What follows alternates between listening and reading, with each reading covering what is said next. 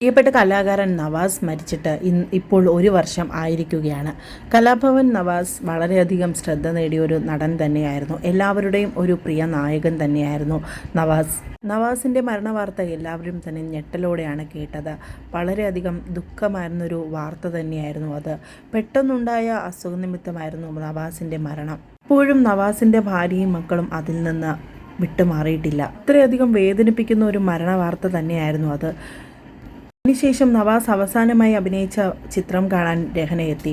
രഹനയുടെ കണ്ണ് നിറഞ്ഞപ്പോൾ ഉമ്മയെ കെട്ടിപ്പിടിച്ച് വിങ്ങിപ്പൊട്ടി മകനും. നവാസിൻ്റെ അവസാന സിനിമ കണ്ട് മടങ്ങുമ്പോഴായിരുന്നു ഇത്. അധികമൊന്നും അതിനുശേഷം രഹന പുറത്തിറങ്ങിയിട്ടില്ല. നവാസിൻ്റെ സിനിമ അവസാനമായി തിയേറ്ററിൽ തന്നെ പോയി കാണണമെന്ന ആഗ്രഹത്തോടെ ആയിരിക്കണം രഹന എത്തിയത്. പിന്നീട് രഹനയെ ആരും തന്നെ അധികം പുറത്തൊന്നും കണ്ടിട്ടില്ല. അധികം പുറത്തൊന്നും ഇറങ്ങാത്തൊരു വ്യക്തി തന്നെയാണ് രഹന.